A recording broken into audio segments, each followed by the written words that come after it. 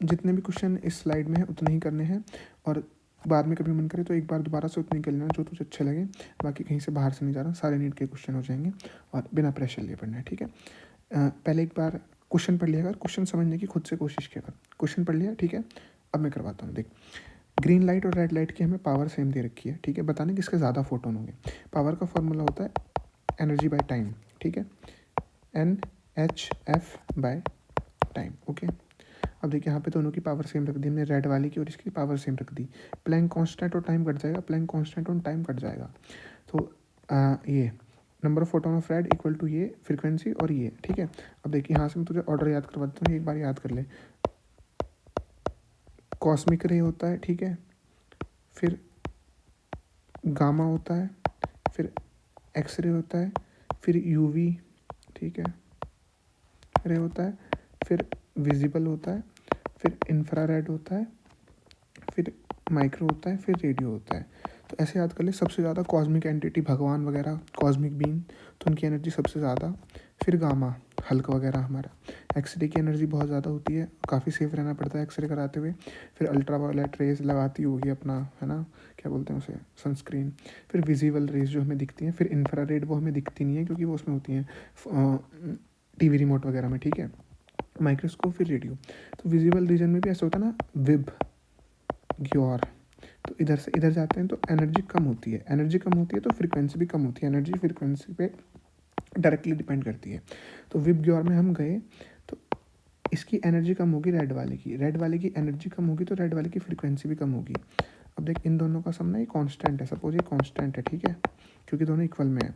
तो अगर इसकी फ्रीक्वेंसी जो है वो कम होगी, ठीक है, और इसकी फ्रीक्वेंसी ज़्यादा होगी। अब हम दोनों को, इन दोनों को इक्वल करना है, तो इसका नंबर ज़्यादा हो जाएगा, इसका नंबर कम हो जाएगा, ठीक है। तो फ्रीक्वेंसी ग्रीन वाले की ज़्यादा है तो नंबर रेड वाले का ज़्यादा होगा। समझ में आया? रेड वाले की फ्रीक्वेंसी कम है तो नंबर ज़्यादा होगा, ठीक है। अब ये क्वेश्चन है, यहाँ पे हमें फ्रीक्वेंसी बतानी है, एनर्जी दे रखी है, तो एनर्जी इक्वल टू NHF, सीधा सा फॉर्मूला, ठीक है।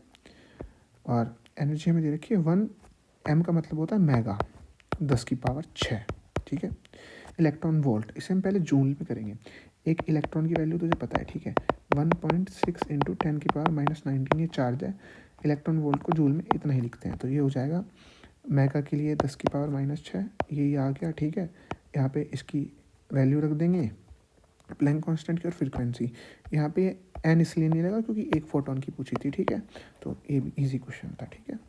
और ऐसे ऐसे क्वेश्चन ही आते हैं नीट वगैरह में, ठीक है। यहाँ पे देख, पूछा है पावर दे रखी है हमें, ये ना पॉज करके पहले खुद से सॉल्व कर, पॉज कर ले, क्वेश्चन पढ़ ले। पावर दे रखी है और वेवलेंथ ये है, number of photon per second पूछे हैं, कुछ नहीं करना, बेसिकली आराम से फॉर्मूला लगा, पावर इक्वल टू N, ठीक है, HF, ठीक है, या फिर RT, या फिर सीधा यहाँ से formula power equal to energy by time, ठीक है। तो यहाँ से जब तो फार्मूला लगाएगी power equal to energy by time, ठीक है। यहाँ पे इसकी एनर्जी, हमें एनर्जी दे रखी है क्वेश्चन में, सॉरी, पावर दे रखी है, ठीक है, ओके। तो देख, पावर ऐसे दे रखी है, नंबर ऑफ फोटोन पूछा है, number of photon per second मतलब N/T पूछा है। तो एनर्जी को हम लिख सकते हैं hc/λ, ठीक है। यहाँ पे लैम्डा दे रखा है तो इसलिए लैम्डा वाला फॉर्मूला लगाएंगे, hc/λ, फ्रीक्वेंसी वाला नहीं लगाएंगे, HF वाला, ठीक है। तो नॉर्मली हम ये वाला फॉर्मूला लगा लेंगे यहाँ पे, N/T, लैम्डा उधर चला जाएगा इसके मल्टीप्लाई में, और ये रख के ना आसानी से सॉल्व हो जाएगा, इसमें कुछ नहीं करना था, बस एनर्जी की जगह hc/λ रखना था। बहुत ईजी क्वेश्चन था, ऐसे ऐसे आते हैं, ठीक है। hc की वैल्यू ये थी, ये भी आसानी से हो सकता था। उसके बाद हमें मोमेंटम पूछा है, फोटोन का वेवलेंथ ये है, बताया था ऐसे करके इस वाले ऑर्डर में याद करना है, h/p, ठीक है। तो सीधा प्लैंक कांस्टेंट की वैल्यू रखनी है।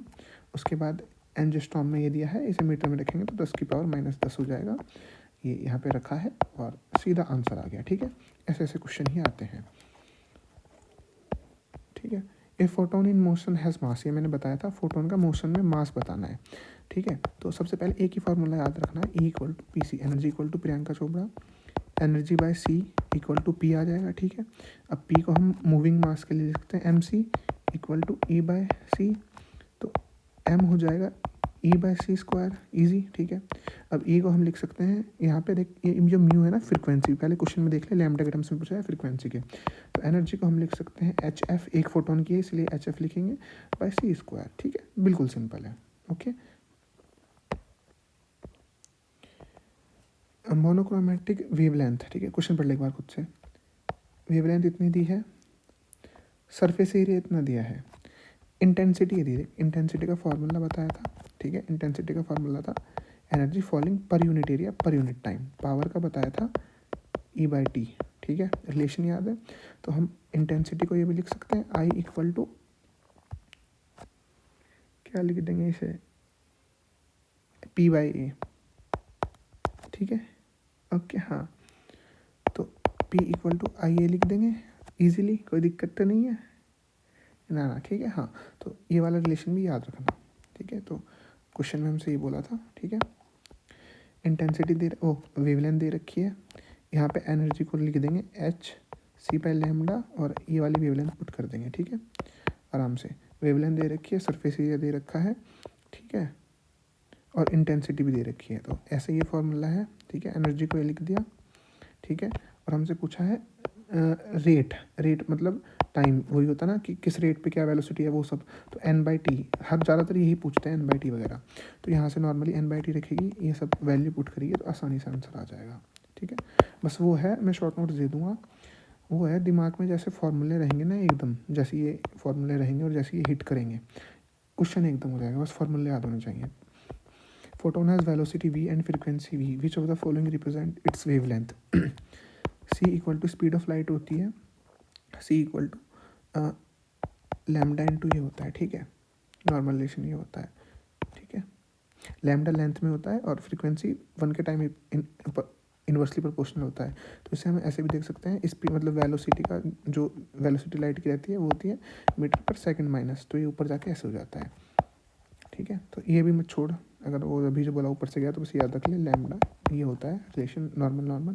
तो यहाँ पे हमें क्या पूछा है, वेवलेंथ पूछी है, तो लैम्डा इक्वल टू c/फ्रीक्वेंसी, मतलब इजी था ये, तो क्या ही बताना था। ये थोड़ा अच्छा क्वेश्चन है। Velocity of photon which is proportional to frequency बस सोर्स पे डिपेंड करती है, किसी पे नहीं करती, तो वेलोसिटी पे भी नहीं, वेलोसिटी भी फ्रीक्वेंसी पे डिपेंड नहीं करेगी, ठीक है। इसका ही हो जाएगा, याद ही कर ले, अच्छा है ये।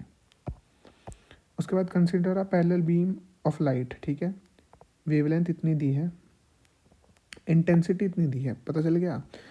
बस वही पूछा है, हाउ मैनी फोटोन, इतने एरिया इन 1 सेकेंड, n/t पूछा है अगेन, ऊपर ऐसा हमने सेम सवाल कर लिया, हो जाएगा, इजी है। उसके बाद एनर्जी दे रखी है एक फोटोन की 10 इलेक्ट्रॉन वोल्ट है, ठीक है। मोमेंटम पूछा है, देख वही फॉर्मूला लगेगा h/p, ठीक है।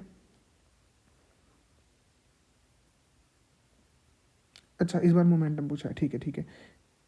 एनर्जी दे रखी है, ओके, ये वाला नहीं लगेगा, सीधा एनर्जी इक्वल टू PC लग जाएगा। क्या पूछा है, मोमेंटम पूछा है, तो मोमेंटम होता है PC, ठीक है, मतलब सॉरी P होता है, तो यहाँ से हो जाएगा E/c, सॉरी मैं थोड़ा ब्लेंडर कर दिया, मैंने सोचा वेवलेंथ पूछी है, वो लैम्डा पूछा है, तो यहाँ से बिल्कुल ईजी हो जाएगा अभी। I am sorry for that blender,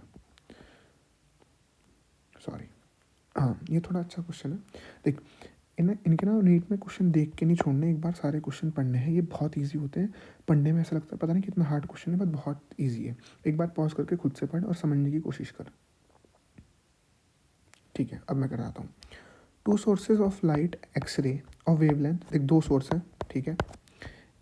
एक सोर्स की जो वेवलेंथ है वो है 1 नैनोमीटर, ठीक है, of visible light of wavelength, ठीक है, और इसकी 500 नैनोमीटर है, ठीक है। एक की ये 1 नैनोमीटर है, दूसरे की 500 नैनोमीटर है, ठीक है। Both the source emit the light of same power, दोनों की पावर सेम दे दी, तो हमें पता लग गया कि इसमें पावर का फॉर्मूला लगेगा, पावर सेम दे दी तो हम पावर ही इक्वेट करेंगे, ठीक है। सेम पावर है दोनों की 200 वोल्ट, तो हमें पावर देनी लिखनी ही नहीं क्योंकि सेम दे दी, तो हम पावर को इक्वल करके देखिए, यहाँ पे भी पावर को इक्वल करा और यहाँ पे ये वाला कंसेप्ट लगेगा। The ratio of number density, यहाँ पे नंबर डेंसिटी पूछी है फोटोन की of x-ray to the number density of photon of x-ray to the number density of photon of visible light, ठीक है। एक्सरे की हमें जो वो दी थी वेवलेंथ, वो 1 नैनोमीटर थी, इस वाले की 500 नैनोमीटर थी, तो इनकी नंबर डेंसिटी पूछी है, मतलब n का रेशियो पूछा है, ठीक है। देखिए यहाँ से कैसे हो जाएगा, पावर दोनों की इक्वल दे रखी है, एच सी से एच सी कटेगा दोनों का, टाइम से टाइम कटेगा, ठीक है। तो यहाँ पे सीधा सीधा रेशो आ जाएगा एन एन एन ये N by lambda equal to N by lambda 2, और यहाँ से सीधा सीधा रिलेशन आ जाएगा ये इसका ये गलत लिख दिया मास्टर ने, N2 है यहाँ पे, ठीक है। तो यहाँ से सीधा रिलेशन आ जाएगा, ये वाला ऊपर चला जाएगा, लैम्डा वन हमारा था 1 नैनोमीटर, जो एक्सरे की वेवलेंथ थी वो थी 1 नैनोमीटर, और इसकी ये थी। तो ये भी बहुत आसान क्वेश्चन है, आराम से हो जाएगा, ठीक है। देखने में ऐसा लगेगा हार्ड क्वेश्चन है, बट समझेगी ना, सेम पावर और फॉर्मूला याद होगा, जब माइंड में हिट करेगा तो एकदम हो जाएगा, ठीक है। उसके बाद मोनोक्रोम, अगला क्वेश्चन है, पॉज करके एक बार खुद से पढ़। मोनोक्रोमेटिक लाइट ऑफ फ्रीक्वेंसी ये है, इसकी फ्रीक्वेंसी ये दी है, ठीक है, by laser. Then the power, देख पावर फ्रीक्वेंसी इन पे 2-3 ही फॉर्मूले इन पे पूछते रहते हैं। पावर इमिटेड इज ये, पावर दे दी, ठीक है। How many photon per second on average are emitted, same formula है। फ्रीक्वेंसी दे दी इस बार, कभी लैम्डा दे देते हैं कभी फ्रीक्वेंसी, सेम इनके रंडी रोने चलते रहते हैं, ठीक है। सीधा आंसर आ जाएगा, और ये 2024 में जेई में आया हुआ है, तो सेम यही करना है। पॉज करके कर, ये वाला ना थोड़ा अच्छा है क्योंकि ये करंट इलेक्ट्रिसिटी से रिलेट करा है इन्होंने। The number of electron flowing per second in the filament of a 110 watt bulb operating at 220 voltage. तो यहाँ पे ना सीधा पावर का फार्मूला लगेगा, P इक्वल टू वी आई, ठीक है। और यहाँ पे आई को हम लिख देंगे, आई को लिख सकते हैं ना Q बाई टी, ठीक है। तो आई को Q बाई टी लिख देंगे यहाँ पे, और Q को हम लिख सकते हैं एन ई, मतलब कितने इलेक्ट्रॉन चार्ज में होता है, नंबर ऑफ इलेक्ट्रॉन इनटू ये, तो इसे हम चार्ज लिख सकते हैं। तो ये ऐसे हो जाएगा, और ठीक है एन बाई टी पूछा है हमसे, तो इसका रिलेशन ऐसे आ जाएगा। ये मतलब थोड़ा ट्रिकी क्वेश्चन था, इस तरह के पूछते नहीं है, नीट में तो नहीं पूछा ऐसा, इतना भी नहीं था, बट हाँ ये थोड़ा अच्छा क्वेश्चन था, इसको करके देखना एक बार, ठीक है। ये तभी होता है जब करंट इलेक्ट्रिसिटी में होता है ना, P इक्वल टू वी आई, ठीक है। ये फॉर्मूला याद होता तो हो जाता आसानी से भी, ठीक है। यहाँ पे आई को लिख लिया Q बाई टी, और Q को लिख सकते हैं N E equal to Q होता ना वो, तो वही यूज़ करा है यहाँ पे। एनर्जी ऑफ क्वांटा, ठीक है, और फ्रिक्वेंसी ये दे रखा है, और हमें एच दे रखा है, तो एनर्जी आसानी से आ जाएगी, E equal to H F होता है, तो आराम से बिल्कुल फार्मूला बेस्ड, ठीक है। यहाँ पे फिर से एक बार, मतलब ये ऐसा हो गया, एक 2 मिली वॉट, यहाँ पे मिली दे रखा है, तो मिली वॉट है 10⁻⁻3, मेगा होता है 10⁻⁶, ठीक है, ठीक है। इसकी वेवलेंथ दे रखी है, लेजर ऑपरेटेड वेवलेंथ इतना, the number of photon that will be emitted is, यहाँ पे ना पावर है ये, ठीक है, पावर दे दी, वेवलेंथ दे दी, तो पावर होता है एनर्जी बाय टाइम, एनर्जी को लिखते हैं एन एच, ठीक है। वेवलेंथ दी है एच सी बाय ये लिखेंगे, ठीक है, लैम्डा और टी, हमसे ये पूछा है, तो पावर हो जाएगा 2 मिली वॉट, 2 इंटू 10⁻⁻3, लैम्डा की वैल्यू यहाँ से ऊपर चली जाएगी 500 नैनोमीटर, और एच सी की वैल्यू नीचे आ जाएगी, और आंसर आ जाएगा, ठीक है। अब यहाँ से कंसेप्ट चालू हो गया पढ़ाने वाला। देख, वर्क फंक्शन क्या होता है, जो फाई है ये वर्क फंक्शन, ये क्या होता है बेसिकली, वर्क फंक्शन या फिर थ्रेशोल्ड की किसी को ना इलेक्ट्रॉन देने के लिए कितनी एनर्जी चाहिए। तो पहली बात तो ये वही है कि अगर एक मेटल के सरफेस पे कितनी एनर्जी का फोटोन आए या इलेक्ट्रॉन आए जो फोटोन निकाल दे, उसके लिए कितनी एनर्जी चाहिए, उसे ही वर्क फंक्शन कहते हैं। तो वर्क फंक्शन पहली बात तो हर मेटल का अलग होगा, सोडियम का अलग होगा, लिथियम का अलग होगा, पोटेशियम का अलग होगा, हर मेटल का अलग होता है, बहुत इंपॉर्टेंट है, depends upon the nature of metal, अलग होता है, ठीक है। बस यही है, ठीक है, इसका यही था, ये कहानी नहीं सुनी। Work function, minimum energy required to pull the electron from the metal is called work function, ठीक है। एनर्जी किन किन फॉर्म में दी जा सकती है, थर्मल एनर्जी, हीट करके निकाल सकते हैं, ठीक है। Field illumination by electric field, ठीक है, ये सेकंड डिमेंशन वगैरह मत पढ़, फोटो इलेक्ट्रिक इफेक्ट पढ़ना है हमें यहाँ पे, बाय लाइट, ठीक है। तो देख अब यहाँ पे ये भी नहीं देखना कि किसने डिस्कवर करा था, यहाँ पे देखिए एक्सप्लेन करा था आइंस्टीन ने 1920 में। तो photo electric effect is the emission of electron when electromagnetic radiation of suitable energy hits a metal and emitted electron is photo electron. मतलब इन्होंने ये बोला है कि कोई मेटल सरफेस है, उस पर एनर्जी आके लगेगी सफिशिएंट एनर्जी की, उसकी ना कुछ एनर्जी होनी चाहिए सफिशिएंट, जो एनर्जी कितनी होनी चाहिए, वर्क फंक्शन से ज़्यादा होनी चाहिए, वर्क फंक्शन से एनर्जी ज़्यादा होगी तो इलेक्ट्रॉन इमिट हो जाएगा, ठीक है। इसका मतलब यही है, अगर वर्क फंक्शन से ज़्यादा एनर्जी होगी तो इलेक्ट्रॉन इमिट हो जाएगा। अब ना ऐसा है कि क्या अगर हमेशा वर्क फंक्शन से ज़्यादा एनर्जी होगी तो क्या इलेक्ट्रॉन इमिट हो जाएगा, हमेशा नहीं, उसके लिए कुछ ओरिएंटेशन पे भी डिपेंड करता है। तो अगर वर्क फंक्शन से ज़्यादा एनर्जी आएगी तो इलेक्ट्रॉन में इमिट, ठीक है। उसके पीछे का कारण ये है, हो सकता है ओरिएंटेशन प्रॉपर ना हो या उसकी एनर्जी बीच में कहीं इधर उधर बिखर गई हो, तो इसका आंसर हमेशा में आएगा। ज़रूरी नहीं निकले, बट हाँ निकल सकता है। तो ये देख, जो एनर्जी होनी चाहिए वो हमेशा वर्क फंक्शन के ऊपर होगी, तो क्या इलेक्ट्रॉन निकलेगा। देख यहाँ पे यही समझ समझाया कि इलेक्ट्रॉन जो है एनर्जी फोटोन की वर्क फंक्शन के इक्वल तो होनी चाहिए। इलेक्ट्रॉन में इजेक्ट होगा, मस्ट नहीं होगा, हमेशा नहीं निकलेगा, ओरिएंटेशन पे भी डिपेंड करता है, ठीक है। नंबर ऑफ फोटोन 20 है, ये वही समझा रखा है। अरे नहीं, ये सब कुछ काम का नहीं है, बस वो उल्टा सीधा वो कहानी बता रखी थी, तो बस याद रख ले। ऐसा नहीं है कि देख 10, देख मान ले अगर हमारा ये वर्क फंक्शन 10 है, ठीक है, वर्क फंक्शन हमारा 10 है, 10 इलेक्ट्रॉन ये है, और हमारे 2 फोटोन, एक फोटोन की एनर्जी है 2, तो 5 फोटोन आ रहे हैं, तो क्या 5 फोटोन मिलके निकाल देंगे? नहीं, इंडिविजुअल फोटोन की एनर्जी, जो इंडिविजुअल एक इकलौता फोटोन है जो आएगा, इकलौता फोटोन आएगा, उसकी एनर्जी वर्क फंक्शन से ज़्यादा होनी चाहिए, इकलौते की। गठबंधन नहीं करना, इकलौते की ज़्यादा होनी चाहिए, और उसके बाद भी हमेशा रिजेक्ट नहीं करेगा, ठीक है, मस्ट रिजेक्ट नहीं करेगा, में रिजेक्ट करेगा, कभी कभी कर सकते हैं, कभी कभी नहीं। तो देख, एनर्जी जो फोटोन की है वो हमेशा ज़्यादा होनी चाहिए, वर्क फंक्शन से इक्वल हो सकती है तो भी चलेगा, ठीक है। तो यहाँ पे यही है, एनर्जी को हम EHF लिख सकते हैं, ये हमेशा ज़्यादा होनी चाहिए जब एनर्जी। तो अब देख, इसकी एनर्जी को भी हम लिख सकते हैं, देख अगले पेज पे करके दिखा देता हूँ, एक सेकेंड। हाँ, अरे भाई सॉरी,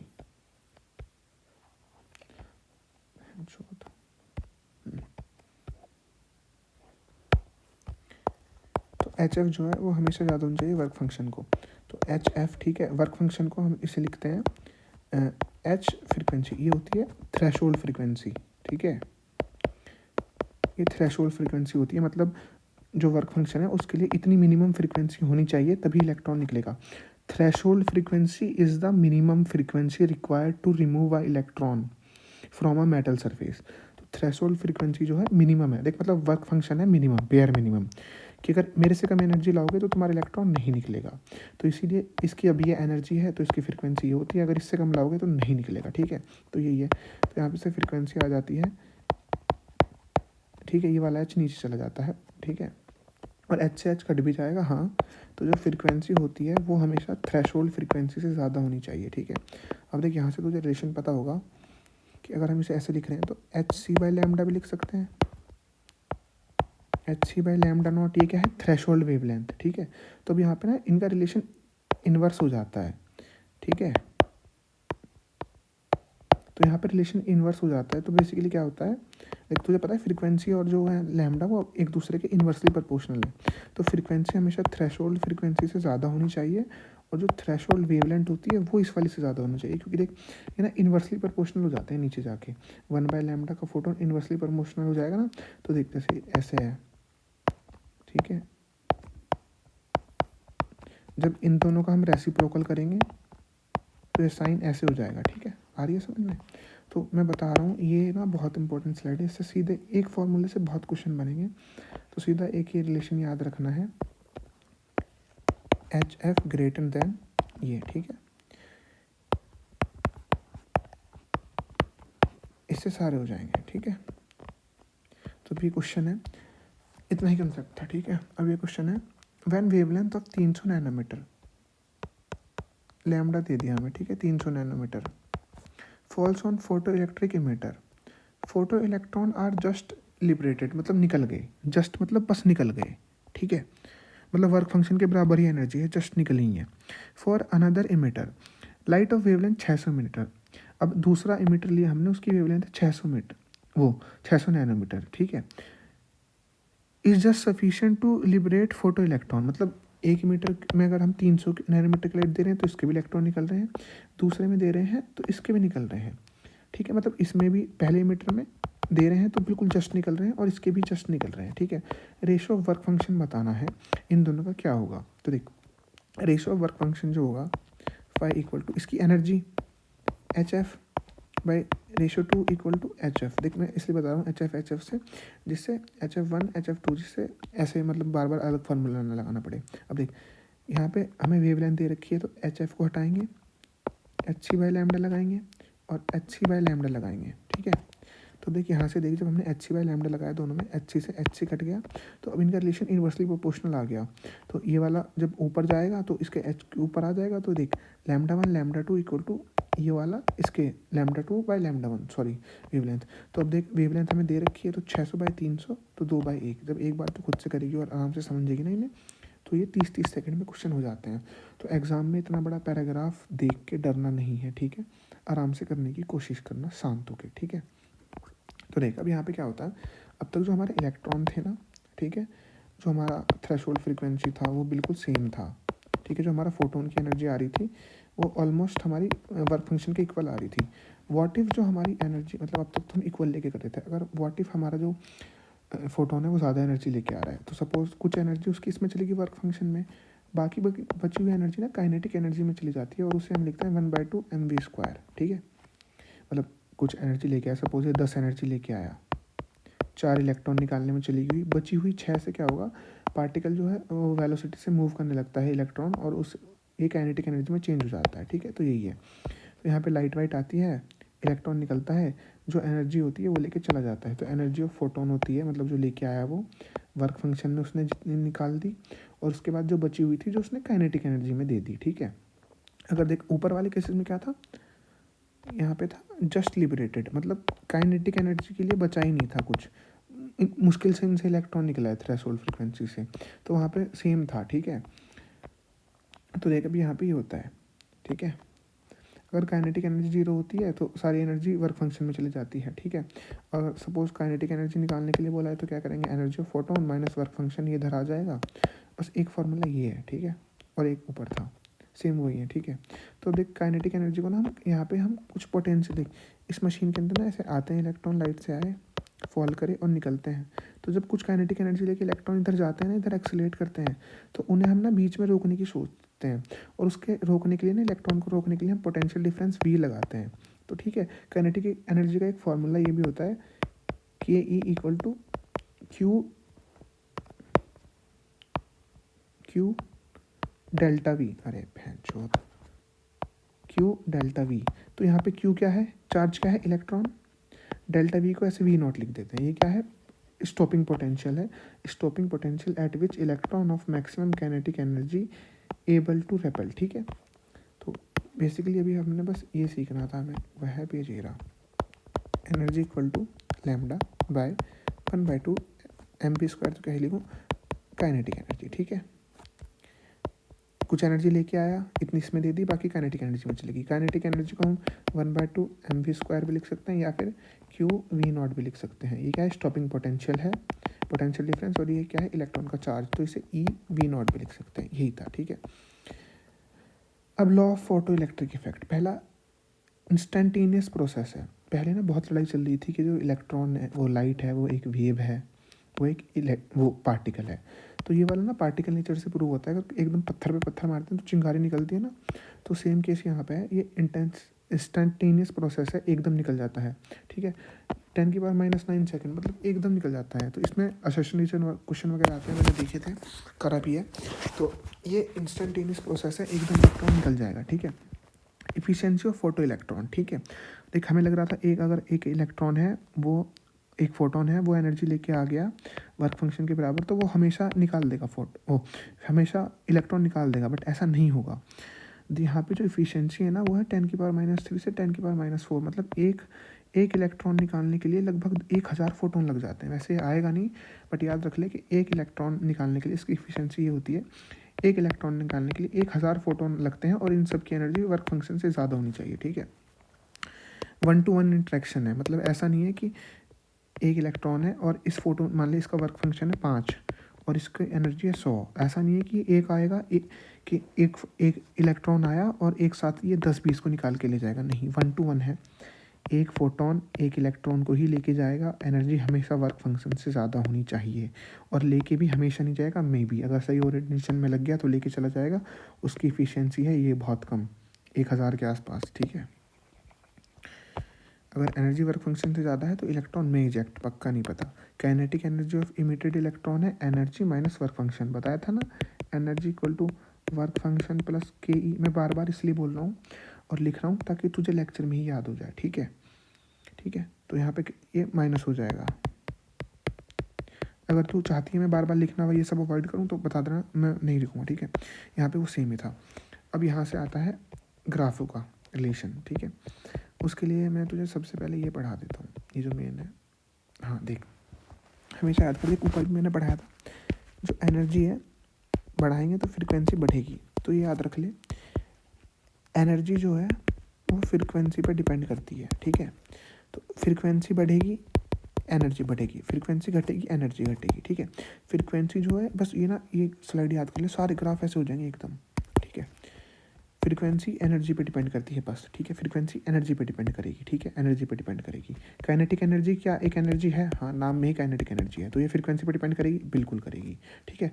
और काइनेटिक एनर्जी किस पे डिपेंड करती है? और स्टॉपिंग पोटेंशियल पे भी डिपेंड करती है। तो क्या स्टॉपिंग पोटेंशियल फ्रीक्वेंसी पे डिपेंड करेगा? बिल्कुल करेगा। स्टॉपिंग पोटेंशियल क्या है अभी तो पढ़ा हमने, ठीक है।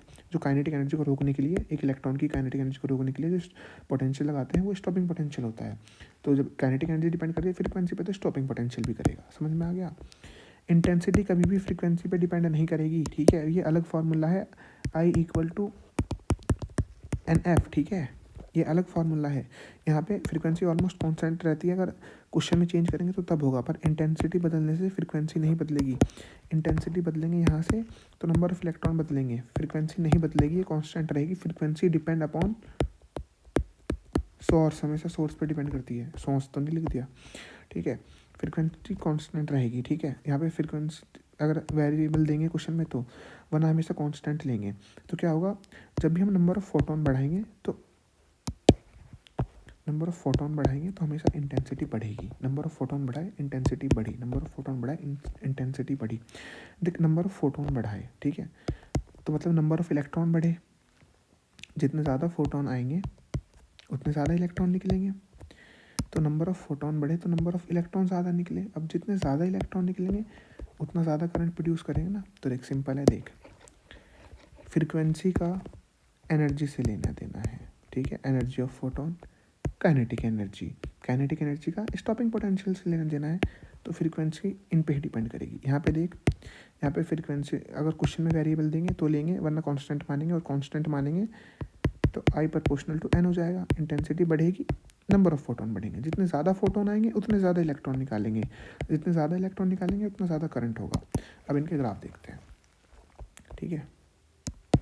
देखिए यहाँ पे इस सब ने वही पढ़ा रखा है, देख, ये बता रखा है कि इनका आपस में कोई रिलेशन नहीं है, वो नीचे मैंने बता दिया स्लाइड में, ठीक है। तो अब देखिए यहाँ पे ये अच्छे ग्राफ, इनसे सीधा क्वेश्चन आते हैं। पहले हम ये वाला देख लेते हैं थोड़ा सा, फोटो करंट मैंने बताया था, इंटेंसिटी फ्रीक्वेंसी कांस्टेंट होगी तो नंबर पे डिपेंड कर रही है। जितने ज़्यादा फोटोन आएंगे उतने ज़्यादा इलेक्ट्रॉन निकलेंगे, और जितने ज़्यादा इलेक्ट्रॉन निकलेंगे उतना करंट। तो इंटेंसिटी और फोटो करंट का ग्राफ आएगा सीधा, ठीक है। फोटो करंट फ्रीक्वेंसी पे डिपेंड करता है? नहीं, फोटो करंट नंबर पे डिपेंड करता है, नंबर ऑफ इलेक्ट्रॉन। और नंबर ऑफ इलेक्ट्रॉन का फ्रीक्वेंसी से कोई लेना देना नहीं है, याद कर ले। एनर्जी कोई लेना देना नहीं है इससे, इसका, ठीक है। तो कोई लेना देना नहीं है फोटो इलेक्ट्रॉन और एनर्जी का। काइनेटिक एनर्जी, ठीक है, मैक्सिमम। देख, मैंने बताया काइनेटिक एनर्जी ऊपर था, फ्रीक्वेंसी पे डिपेंड करता है। तो काइनेटिक एनर्जी का इंटेंसिटी से कोई लेना देना नहीं है। इंटेंसिटी कितनी बढ़ा लो ये कांस्टेंट रहेगी, ऐसी फ्रीक्वेंसी कितनी बढ़ा लो फोटो करंट कांस्टेंट रहेगा। पर इंटेंसिटी और फोटो करंट डिपेंड करते हैं तो एकदम लीनियरली बढ़ेगा ऐसे। अब देख, काइनेटिक एनर्जी फ्रीक्वेंसी पे डिपेंड करती है, बताया था। और मैंने ये भी बताया था कि फ्रीक्वेंसी भी ना, इलेक्ट्रॉन निकालने के लिए एक मिनिमम फ्रीक्वेंसी होनी चाहिए, थ्रेशोल्ड फ्रीक्वेंसी। तो ये डिपेंड करती है, देख, काइनेटिक फ्रीक्वेंसी डिपेंड नहीं करेगी काइनेटिक एनर्जी पे तब तक जब तक एक थ्रेशोल्ड फ्रीक्वेंसी के बाद से जाता है लीनियर ग्राफ।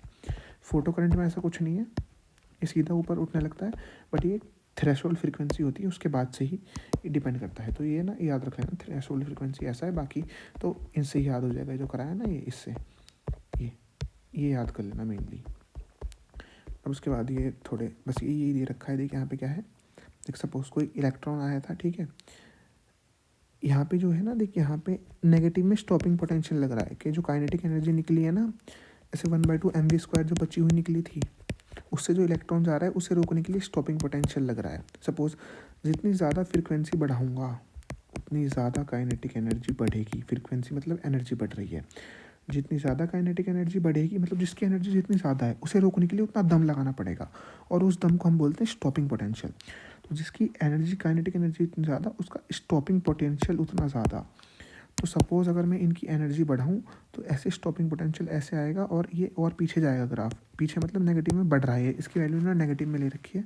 तो जितना पीछे जाता जाऊँगा ये स्टॉपिंग पोटेंशियल बढ़ता जा रहा है। ये वाला स्टॉपिंग पोटेंशियल सबसे ज़्यादा है, उससे कम, और ये वाला सबसे कम। ठीक है, या सैचुरेशन करंट है। ठीक है, तो उसका हम ग्राफ देखते हैं नीचे आके। देखिए यहाँ पे यहाँ पे क्या है, यहाँ पे इन्होंने किसका ग्राफ बताया है, फोटो करंट, और इसका बताया है किसका, स्टॉपिंग पोटेंशियल का।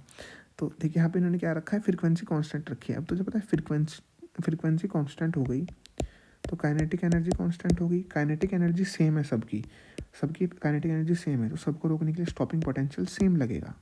सिंपल है।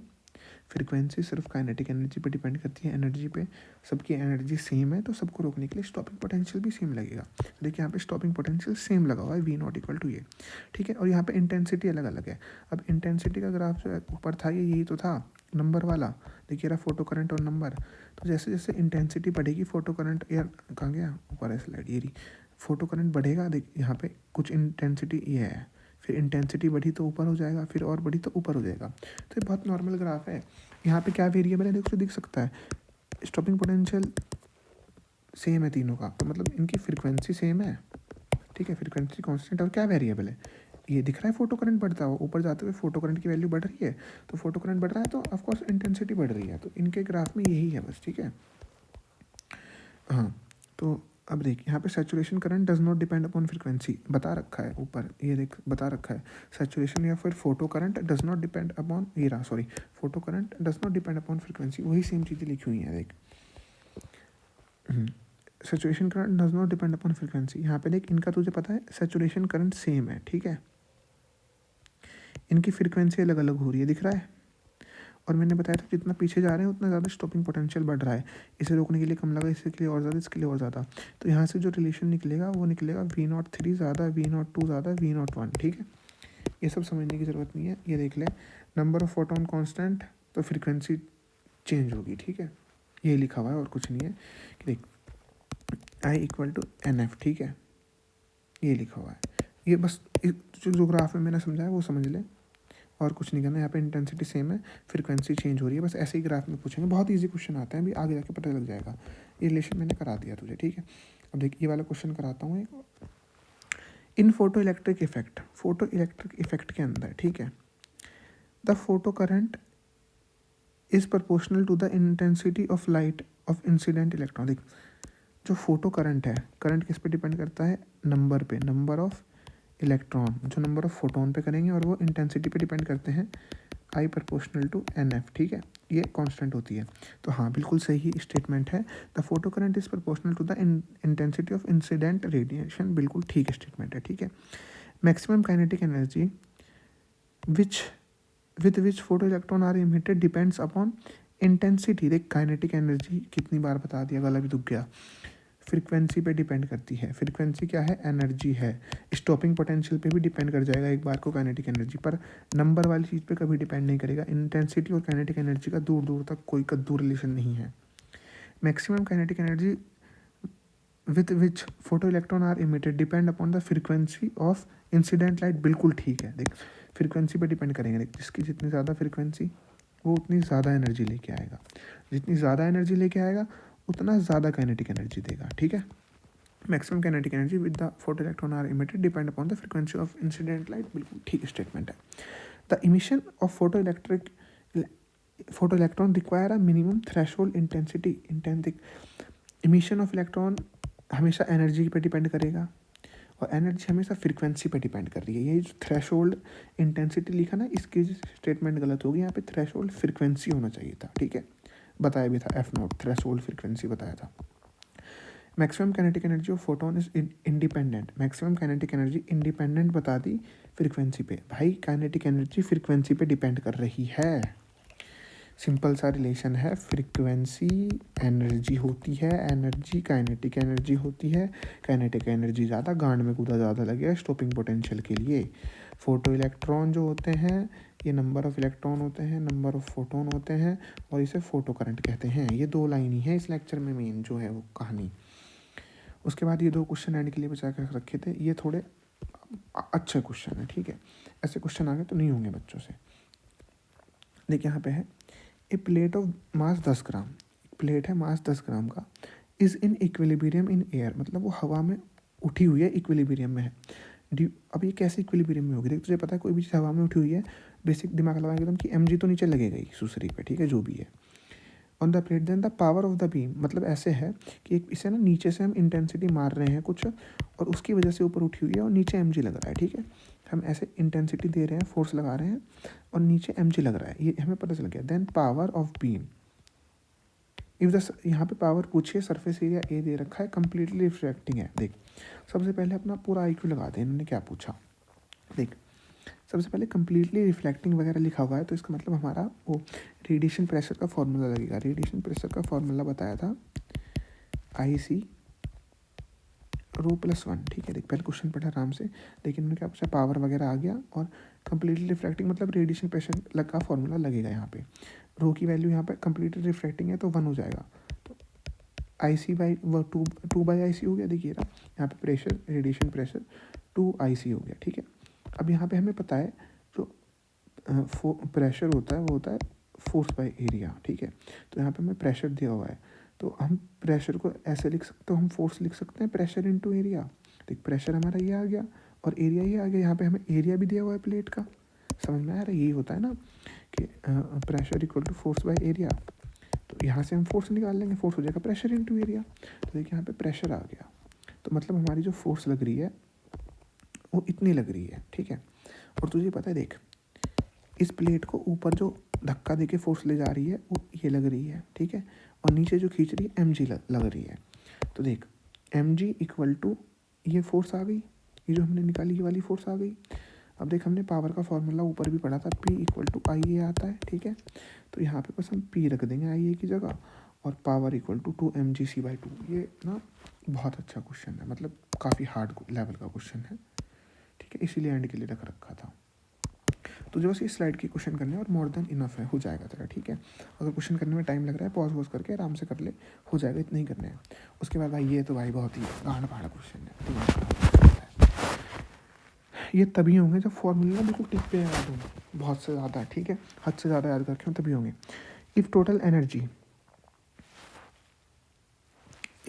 Energy transfer to a surface in time t, energy हमें दे रखी है, ठीक है, ये टाइम t दे रखा है, ठीक है।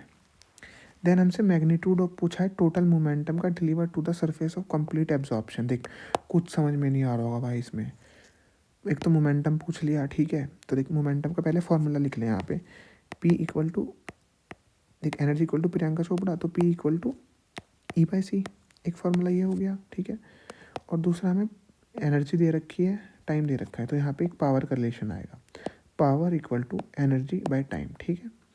और दूसरा देखिए यहाँ पे कम्प्लीटली एब्जॉर्प्शन लिखा है, कम्प्लीटली एब्जॉर्प्शन मतलब I/c था, ठीक है, ρ+1 था, यहाँ पे रो की वैल्यू 0 हो जाएगी, तो I/c, ठीक है। तो देखिए यहाँ पे जो प्रेशर आया हमारा सरफेस पे वो आया I/c, ठीक है, प्रेशर I/c आ गया। अब हमने ऊपर सेम करा था फोर्स इनटू एरिया लिखा था प्रेशर को, pressure equal to force by area, तो फोर्स आ गई थी प्रेशर इनटू एरिया, तो सेम है, देखिए प्रेशर यहाँ पे इतना आ गया और इसकी एरिया से मल्टीप्लाई कर दी जो हम सेम ऊपर करके आए थे, ठीक है, कर दिया। अब एक फोर्स को हम लिख सकते हैं डेल्टा चेंज इनटू मोमेंटम, ठीक है। तो फोर्स को हमने चेंज इनटू मोमेंटम लिख लिया, ठीक है, कोई दिक्कत वाली बात नहीं है। अब यहाँ पे हमने क्या करा, आई को क्या लिख सकते हैं, इंटेंसिटी को हम लिख सकते हैं energy falling per unit area, ठीक है। इंटेंसिटी को हमने ऐसे करके लिख लिया, ये इंटेंसिटी है, देख टाइम से टाइम कटा, एरिया से एरिया कटा, तो यहाँ पे जो चेंज इन मोमेंटम आया वो E/c आ गया, देख रही है, नहीं तो देख रही है।